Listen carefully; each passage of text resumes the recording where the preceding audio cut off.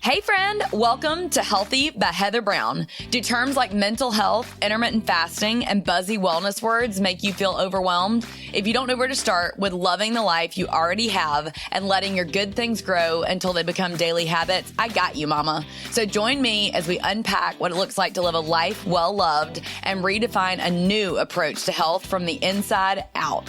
Think of this space as your girlfriend's group text with the occasional dad joke and point of view from my Yankee hubby, Eric. We promise to give you key takeaways that you can implement right away to pursue health in your mind, body, and soul because God made us that way. Don't stress. Let's hop on this Hot Mess Express together.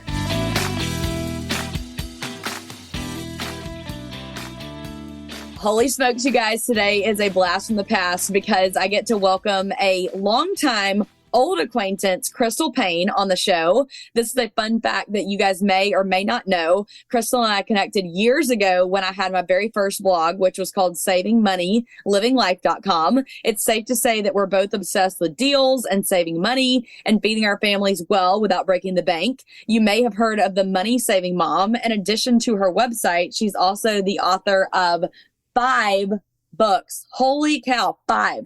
I'm like, let me reread that, make sure I got it right. That's incredible. A homeschooling mom and a speaker. I love Crystal's mission to challenge women to wisely steward their time and resources and live life on purpose. So with all that intentionality and incredible heart behind her purpose, I'm so excited to welcome Crystal to the show. Come on in, Crystal. Hello, I am so honored to be here. Yeah, for sure. It's a joy to have you. Will you tell anybody that doesn't follow you already the background of how long you have been blogging and where you're from and maybe just like really quickly your kids' ages? So I've been blogging basically since the dinosaur ages. I started blogging on LiveJournal. So that really dates me back in 2004. Started my actual official blog on Blogger in 2005 and then started MoneySavingMom.com in 2007. And so I have been here since there was no social media. I have been through the Periscope days and live video and, learned a lot, made a lot of mistakes, but ultimately still loving blogging and still loving Instagram, especially. I'm the Money Saving Mom on Instagram. My husband and I, we have been married for 20 years. We live in the Nashville, Tennessee area. We have 6 kids. They are 18. Yes, we are launching our senior, and she graduates very, very soon. Wow. And we're doing all the senior college things right now. Then we have a junior who is 15. We did not think clearly when we said she could test up to be a junior because now we get to do the senior thing 2 years in a row, but here we are. And then just turned 14-year-old son. And then we had 10 years of secondary infertility. And then we have a just turned 3-year-old and a 2.5-year-old and a 10-month-old. And our 2.5-year-old, we adopted him in December. We had fostered him for 22 months. And he is just such a joy to our home. He has a lot of special needs, Down syndrome, cleft lip, palate, a feeding tube. We've learned so much, grown so much through just getting the honor of getting to be part of his life. So that's a little bit about me. Congratulations. That's an amazing testimony to what the Lord has done in your life so far. And I love that you are utilizing the resources that he's blessed you with and with your business to pour back into others. Do you mind sharing a little bit? Because I love asking people that have been married longer than Eric and I. If you have maybe your best marriage advice, number 1, overall, but then number 2, what has it been like for you and your husband to walk through this journey online and in real life together? Yeah, I would say one of my best marriage tips is that marriages work. Like nothing good really just gets handed to you. And so you have to put in the effort and the intention and the time and for us really recognizing that life could just become all about logistics and we could just live as roommates. And so really putting forth time and effort to flirt with each other every day and to just enjoy one another, to do things that are just us having fun together and to have couple friends where we're having fun together. That's been something that's really important. This journey online though has been really interesting. I feel like it has grown us up and matured us so much. We have just changed as people as a result of online and hopefully, I think, in a good way. There's been a lot of sanctification in the process. My very first blog was actually called Biblical Womanhood. When you are 23 years old and you have one baby, you really know everything there is about how to be a biblical woman. So that was that blog. And it was very interesting because from that site, I was making all these kind of really strong statements about things and brought out the feminist and the atheist. And they started really asking me like, how is that? Where's that in the Bible? And it just really, they challenged my faith. And I would say that God used this feminist board that was all about snarking on bloggers to challenge me in my faith and really cause me to go back to the Word of God and say, what is actually in scripture instead of just all these things that I'd been told and was just kind of parroting from others and just really understanding the gospel. And so that's really changed us in our marriage, for us together to just really understand the gospel and the good news, and that we don't have to carry on this heavy weight of all these rules and regulations, that Jesus is about a relationship. And so I feel like we have a much stronger marriage as a result of online because of how it sharpened us and shaped us. Wow, that's truly amazing. And I had no idea that you had that first blog back then. So what has that journey looked like with your husband and his involvement in the business? And when did it change from being a blog to a business for you guys? So when we got married, the whole, like our trajectory was that he was going to go to law school and we were going to stay out of debt. And then he had these big dreams and ambitions that he was going to go do constitutional law somewhere in DC or something like that. And so we started on the journey. He went through law school. We stayed out of debt. That part was great. But then when he got out of law school, the position that he was in was a political position, and he was working for the attorney general in the state of Kansas. And it was a really great position, but that attorney general lost the election. And that was very shortly after he started working for him as an assistant attorney general. And because of just all of the politics and all of that, he felt like that it was the right thing for him to move to a different job. But the problem is that when you're fresh out of law school, typically you're going to already have your position, like you get it when you're a second year or third year, and then you'll have it for the first 3 years out of law school. And then you can go get a job somewhere else. Like no law firm is going to hire somebody who has 2 months of experience. They hire you as when you're in law school, and then you work for them for 3 years and then you move on. So he had a really hard time finding work. And that was a really refining time for him because he had these big dreams and ambitions and goals, and really had to get to the place of just kind of being like, I want to do whatever it takes to put food on the table for my family. And so I'm going to lay aside all of my own ambitions, and I'm just going to be willing to do a job that is a really kind of menial, mundane job and not this really cool job. So he started working in a contract position, doing document review, like the most boring thing ever, but it had to be an attorney that would do it. And while he was in that job, he was able to listen to podcasts and audiobooks because they were just doing document reviews. So they said, you can listen to anything that you want on your headphones. So he started just listing all sorts of things. And that really is what lit kind of this entrepreneurial fire in him he ended up starting his own law firm after that and running that. And all the while, Money Saving Mom started taking off. Like I said, I started in 2007, and then 2008 there was just the economy was in a really bad place. And so there were a lot of people that were searching how to use coupons. And so they started finding Money Saving Mom. And so pretty quickly we were making a full-time income off of the site, mostly because of 2 years of me learning and growing and making a lot of mistakes before I started Money Saving Mom. So I kind of knew how to monetize a blog.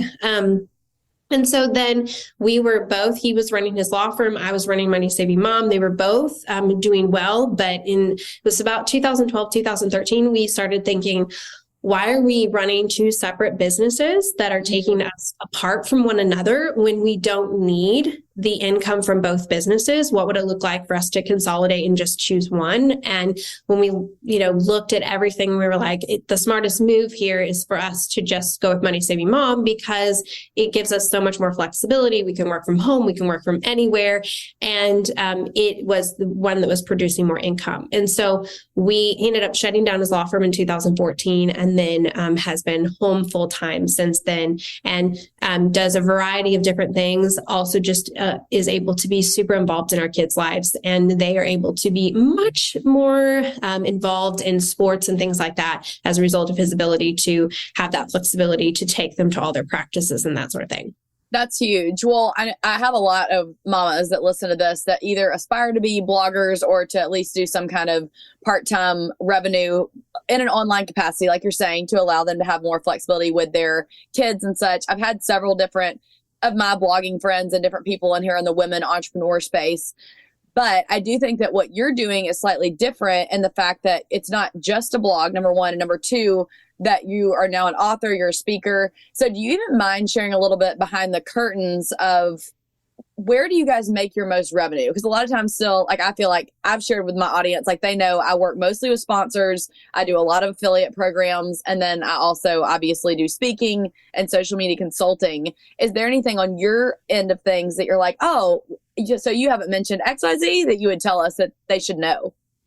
So I love talking about this topic. I feel like God has given me the gift of making money, which for a long time I actually fought against because I felt like that's not super spiritual, the gift of making money. But I am just able to kind of look at a situation and come up with ways to make it better and make it more marketable and monetize it better. And so that's something I've always had since the time I was a little girl. I would set up lemonade stands and I just loved it. And so we primarily are earning our income through affiliates, which a lot of places will tell you now. You need your own products. You need to be producing your own stuff. You need to have a membership site. You need to have a digital course. And we've done all of those things. We've had membership site. We've had digital courses, but we've just really in the last few years gone back to just keeping it super simple and super lean, especially with us fostering and then having multiple little children. I need to be in a season where I don't have a lot of responsibilities that are ongoing that are going to be commitments that I have to stick with and get something out at a certain time. So,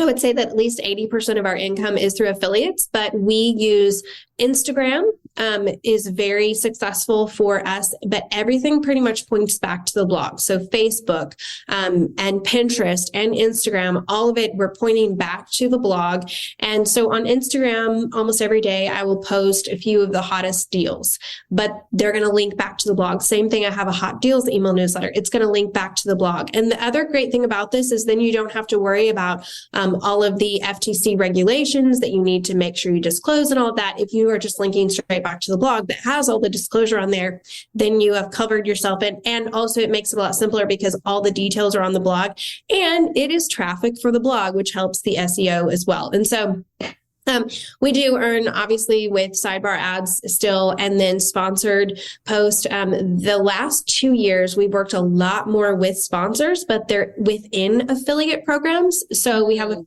large affiliate programs that we work with that they work with a lot of big name brands that they will then pay us to post a deal and pay us an affiliate for every conversion from that deal as well. And so it would most of the time be a deal that we're already going to post. But hey, if you want to pay us to post the deal to give it a little bit more forward facing time, and then they will also pay us on the back end for all of the conversion. So it's a win-win because then they are guaranteed that we're going to post it. And then for us, it's obviously guaranteed amount of income, but then however well it does, it's great for them and great for us as well. So there's that. I also have a podcast.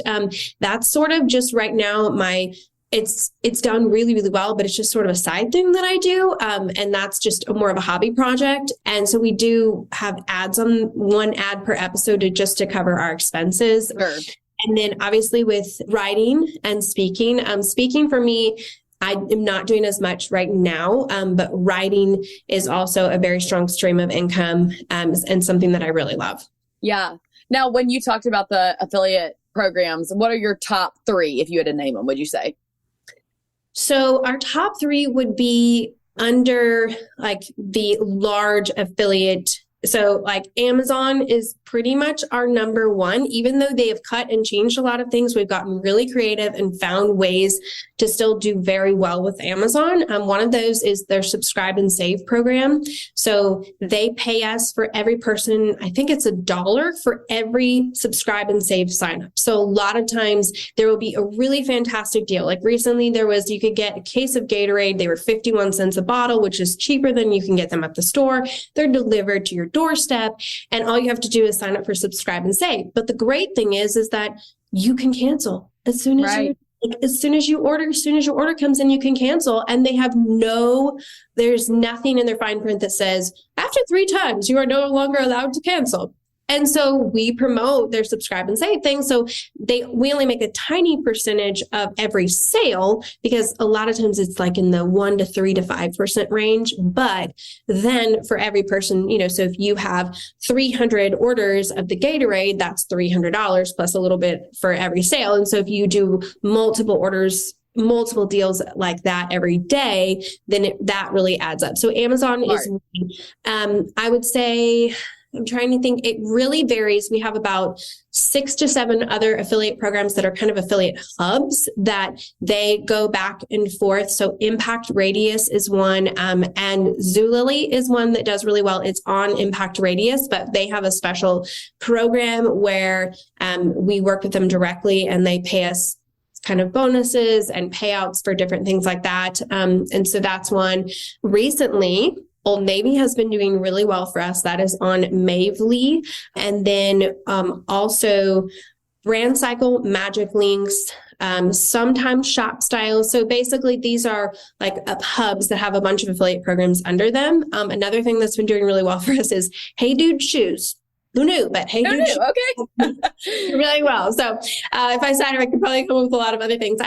We do reports every morning of every single penny that we earned from all the affiliate programs the day before. And I'm actually the one who does that for all the major programs, and then sends reports to my team. And so it kind of helps me keep my finger on the pulse of what's working and what's not. Which is great, because then you know how to make better informed decisions for the next day of what you share. So if you are thinking about being a blogger or sharing deals, that's a great way for you to be in tune with what your audience is liking and continuing to serve them in that way as well. So, hey mama, do you feel like you are surviving on chicken nuggets and goldfish and haven't stepped in a gym since college? Or maybe, on the other hand, you feel like you're checking every health box and are still hitting a brick wall? Well, I'm here to help you redefine what it means to be healthy from the inside out. I'm a former fitness instructor and everyday mom who is passionate about helping you create a beautiful life you freaking love. So I'm opening the doors to the Healthy by Heather Brown membership to the public, and can't wait to walk alongside you and be your cheerleader. When you join, you'll be added to my exclusive Facebook group.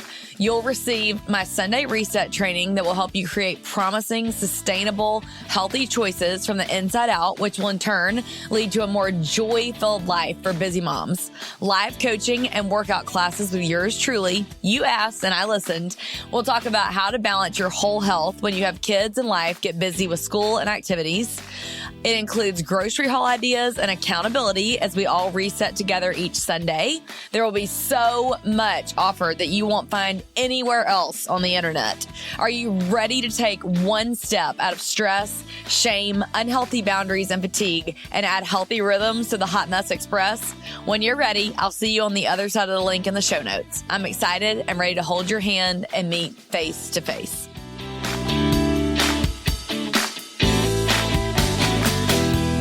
You mentioned you have a team. How many people are on your team, if you don't mind me asking? And then can you give us a high level of what they each do?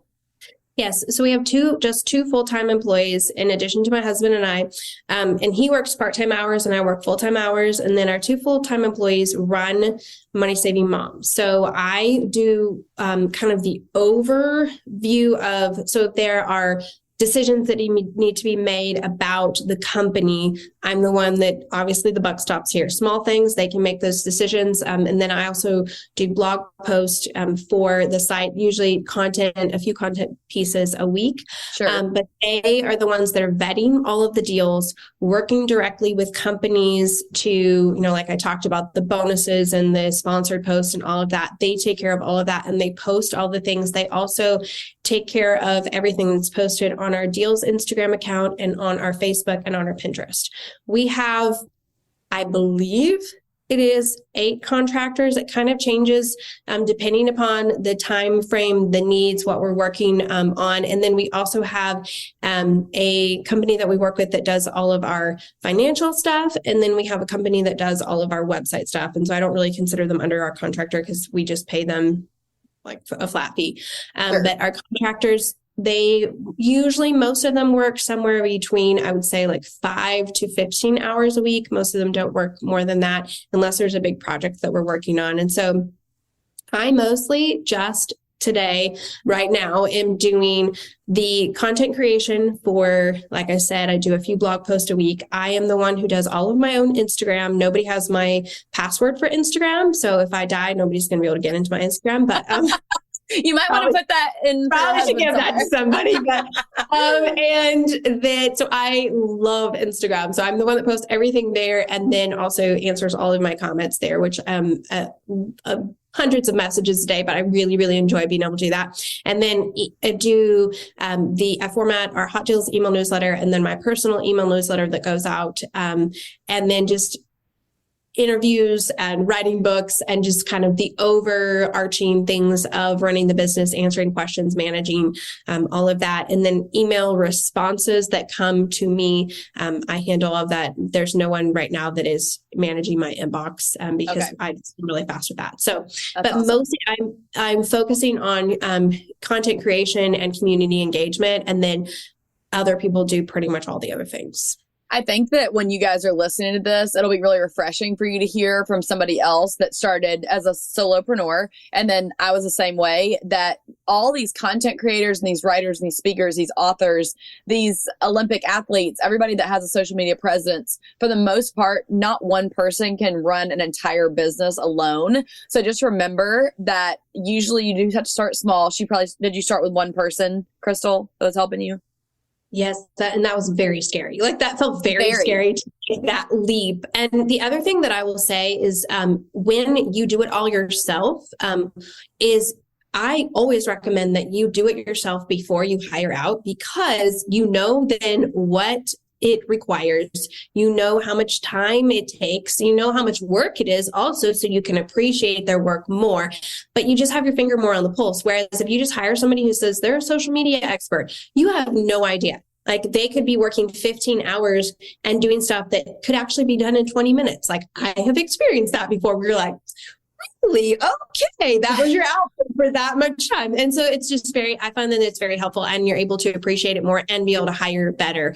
The other thing that I was going to say is, someone can look at me and be like, you're doing all these things. Like you have all of these things going. And I'm like, but you start one thing at a time. So when I started, it was just blogging and email and comments. And that was what I did, and then you gradually add on the things. And so I feel like for somebody who's starting now, it's hard because you feel like I need to be doing all the things. And I always just say, start somewhere, like start with Instagram and just do Instagram, do it really, really, really well. Then maybe add an email newsletter, and so just one thing at a time until you feel like I've really got this well, then I can add something else, because there's a lot of stuff that I'm doing now that is just so easy because I've done it for so long that I can do it pretty much without thinking. And so then it is easy to add on something new. And I always want to be challenging myself and experimenting and learning new things. Yes. And so to follow, I want to pivot us more towards some of the other things that I had to talk about with you, Crystal. And I know that our audience wants to hear from you, but I do just want to say, if you are a solopreneur and you're looking for what it looks like to hire that first person,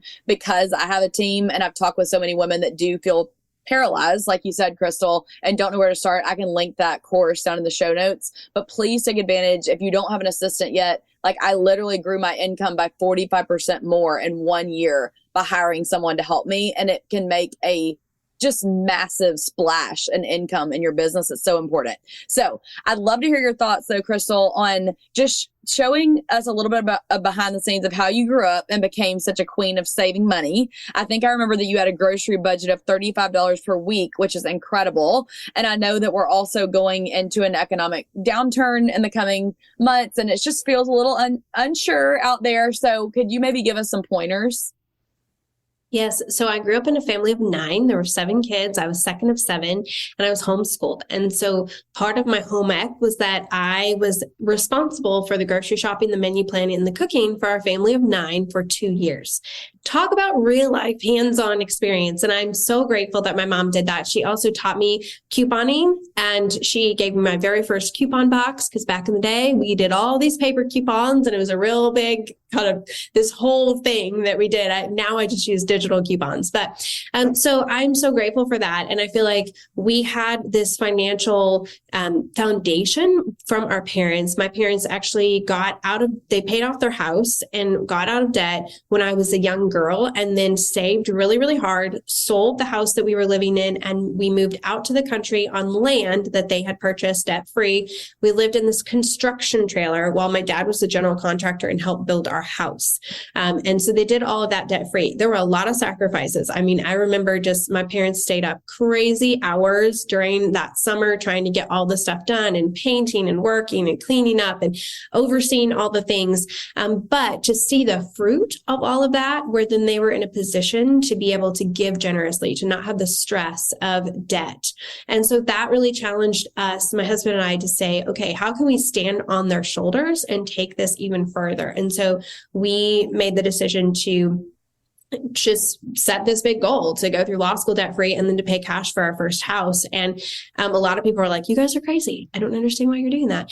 And yet to actually accomplish it, like it forced us to be so creative and to think outside the box. And so that's really where me kind of taking these principles that my mom gave to me and my parents inspired us with, and then saying, okay, I'm going to take this even further. So then learning how to play the drugstore game, which was how you could get hundreds of dollars worth of products for pennies on the dollar by shopping at CVS and Walgreens. And so I did that for quite a long while. And that was what really helped during those law school years when things were so tight. We were living in a basement apartment on a beans and rice budget, and really did not have any wiggle room for anything for a few years. And it was those principles, and then learning, and I would get on forums, and because that was the thing that we had, because we didn't have social media, and I would learn and see what other people were doing and get great ideas. And then even I remember one time there was a sale at CVS where you could buy toothpaste and you would get paid for every tube of toothpaste you would buy, because they were like, I don't know, $1.49 each. And there was you would get $1.49 back. And there was a 75-cent off coupon. So I would go dumpster dive, get the coupons out of the dumpster, clip them, go into CVS, and I would get, 5 tubes of toothpaste. I just kept doing this because it was unlimited at this point.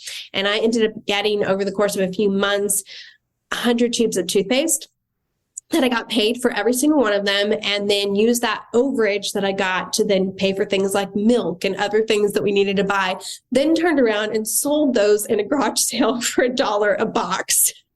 So that's hilarious. And they all sold toothpaste, at least back then, would definitely sell in a garage sale. And so just, getting creative and learning, and it's been a journey, and but it's been so good. And I guess my encouragement to people right now who are feeling like, oh, I just don't know how, if I had that attitude of, this is so hard and this is so scary and I can't do this. If I had looked at our budget numbers and looked at our expenses, I could have definitely felt like that. But instead, choosing to say, I'm going to view this as a game. Like, this is a game, and I'm going to try to do the most that we can with the little that we have and make it go as far as we can.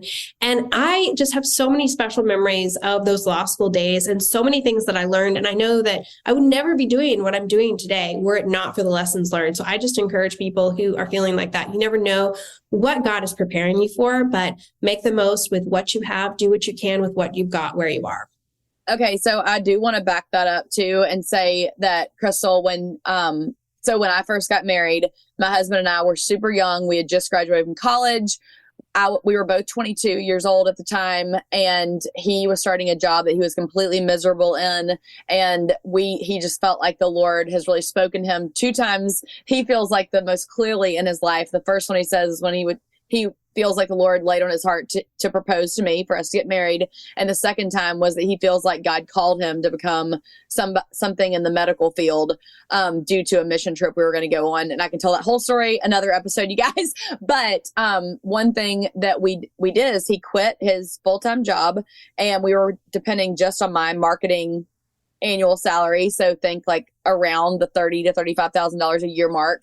And we had just bought a condo in Homewood, which is a very pricey area of Birmingham. It's where Stanford University, where we went to school, is. And so we literally were trying to make it $40 a week every week on groceries. And I would every day log in, moneysavingmom.com. What deals are there out there today that I can get? How can I make money at CVS? How can I make money at Walgreens? Then I started shopping the Publix BOGO deals, but you don't have to buy two in Alabama. You just have to buy one, and it rings up half price. Back then, they let you double coupons up to 50 cents. They don't anymore, unfortunately. But there are so many ways to save that I think that if you're not forced outside of your normal little box that you grew up in, you don't have to figure out. And that is a massive disservice that I think that this young generation is up against, is no one is teaching them how to budget, how to write checks, how to make a pot of coffee. They know how to go to Starbucks and buy one. But like, I asked my interns to make me coffee, and they're like, well, you don't have a Keurig, so I don't know. I mean, it's like mind blowing stuff to me that I'm like, this is not okay, that this is not normal to know how to cut costs and corners. So for the people that are like, I've never had to budget before, and now I am. Crystal, what are your best like down and dirty hacks to like quickly start saving money if you could? Yeah, well, I think that starting with a budget, and if you're like, I don't know how to do a budget, two resources that I found to be very helpful. You Need a Budget. So ynab.com, youneedabudget.com. They have an app, and it is a budgeting software. It does cost, but if you're a student, you can get a discount, and then also you can have a free trial to try it out. But they have classes where they'll teach you how to budget. There are also free budgeting apps out there, like Dave Ramsey's Every Dollar, but we love YNAB because it is we can use it on every single one of our devices, and we can update it on all of our devices, but then we also use it for our business and for our personal. And so one fee pays for all of that. And then also you see red and green. So you know exactly, like when you look at your budget, am I in the red? Am I in the green? You can see exactly how much you have left, how much you have spent. And it's super helpful for someone like me who is a very visual person, but also my husband loves it because he geeks out on it because he's more of like the numbers spreadsheet kind of person. And so I highly recommend that because they walk you through how to set up a budget and a zero-based budget. So we are planning ahead for the next month. So all of our money is budgeted for the next month instead of budgeting in reverse. And so that way we know exactly how much we have to spend in each column and category. If you're like, I can't even imagine doing something like that, we'll start small. Start with your grocery budget because everybody has to eat, everybody has to buy groceries. And so let's start on a micro level with your grocery budget. And let's say that you are going to do something around $30 to $40 per person per week. That might feel really low to you. And if that does, then bump it up. There's no, number that you're like, this is the magic number. Start with where you are and challenge yourself a little bit, but don't try to overhaul your grocery budget overnight because that's how you're going to crash and burn. So I recommend you focus more on lowering your budget by 1% to 3% every single month until you get to a number that you're like, this is challenging me, but this feels really realistic for us. And then just stick with that until you need to change it. And so I also highly recommend going through or reading The Total Money Makeover by Dave Ramsey. I know people have different feelings on him, but I feel like that book, you can get it at the library and it can be really, really helpful for someone who's like, I just need someone to hold my hand and walk me through. Here is how I set up a budget. Here's the why, and here's the motivation to do that. Absolutely. And you're tapping so much into how I changed from doing Saving Money, Living Life to now doing this Healthy by Heather Brown chapter, which is I also started to realize that while yes, we can buy groceries for $40 a week, I don't feel good because what I'm learning is I'm only buying like Hamburger Helper and things in the middle of the aisle that are BOGO. So I have actually written a meal planning ebook now, and Crystal knows this because I used to work with her back at emails.com. But I have written meal planning ebooks that teach you how to shop not only on a budget, but also healthy on a budget. And it is so crazy to me how money and also food and your health all come back to the why. If you don't have your why in mind of why you want to save money, what are your big goals? Like, what are you working toward for your family? Then it's going to be really easy to just be like, well, I want that cute pair of shoes and they're $40 more than my budget. So it's okay. I'll just figure it out next week. If you got your why and you're locked in on that thing you guys want to do as a family, it's so empowering. It's the same way with your health. So Crystal, do you mind explaining a little bit about what your health journey has looked like when you've been on a money saving path as well? Because we're talking a lot this season about relational health. And I would love to hear your relationship with money and food from your end.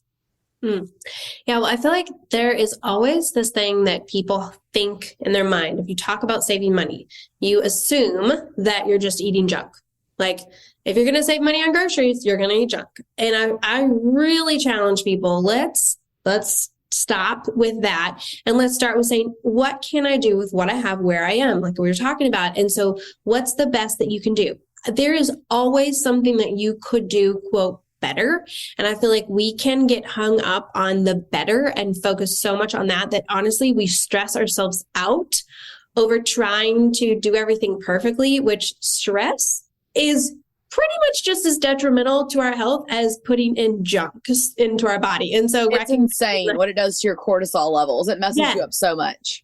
And so I try to kind of have this balanced approach where it's kind of the 80-20, where I eat healthfully 80% of the time. And then 20% of the time, I'm like, I'm going to just enjoy this. And I'm not going to feel guilt because I feel like the guilt is just going to wear you down as well. So other people can have different perspectives, but that's what works for me. And I feel like just having this more holistic approach of health is not just about what you put in your body. Yes, that is important, but it's also what you put in your mind, like what you allow to take up residence in your head. Because if you can have the healthiest food on the planet, but if you are living under lies and leading with those lies of, I'm a terrible person, I'm an awful mother, nobody likes me, I'm such a disappointment, that is going to corrode your health too. And so recognizing that it's, body, soul, and spirit. And so for me, it's this holistic thing of, I want to take care of my body. I want to put 80% of the time, put healthy food in. And I also want to really pay attention to what I'm putting in my mind because that makes a difference, a huge difference. I promise y'all that I did not tell her to say that.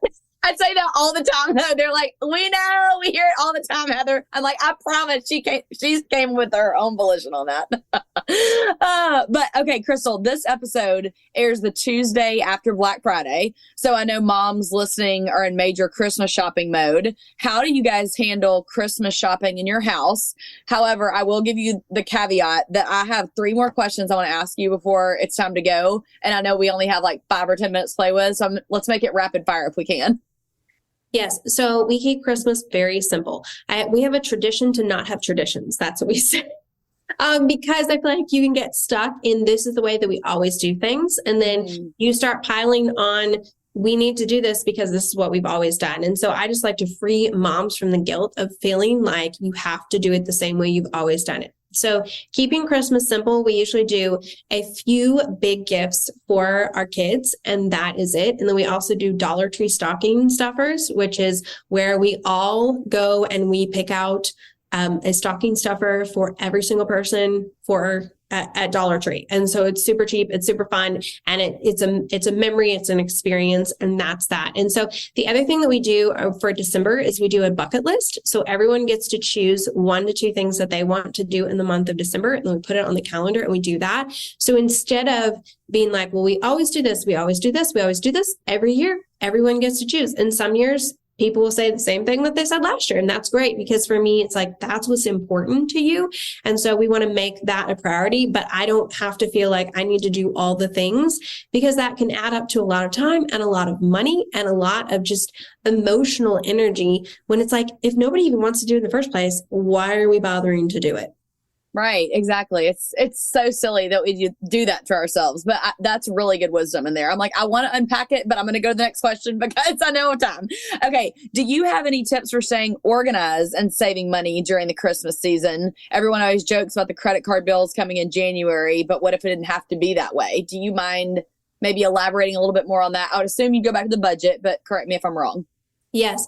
So there's a few things that you can do. I think for someone who's on a super, super tight budget, to give yourself the permission that it is okay. We've had a few years where we didn't do gifts at all. Like Christmas was about experiences and that were free and making memories together and not doing gifts. And it worked, So you can simplify. You can do homemade gifts. You can do gifts of time and service. That can be people's favorite gifts because you put the effort, or you're saying, every month for the next year, I'm going to come and I'm going to clean your house one day, or I'm going to bring you a baked good one day. Every month there's something. You can do lots of fun things, but keeping it simple.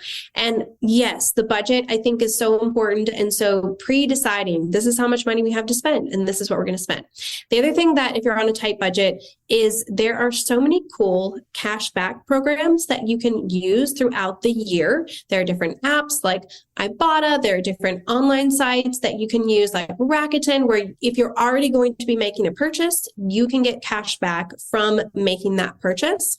And then you can save that up so that at the end of the year, you use that for Christmas. And I know a lot of families that they use that and then that is what they spend for Christmas. And they're like, that's what we have. And sometimes it'll come in the form of gift cards as well. And so you can get creative with that. But I would just encourage people to not feel like you have to do it a certain way. It's okay to simplify, and then to know that Christmas is not all about the gifts, and so we can make it where we feel obligated. And if you're doing something out of obligation, I would really go back to the drawing board and dig into why, because there's no reason for you to live your life just out of obligation.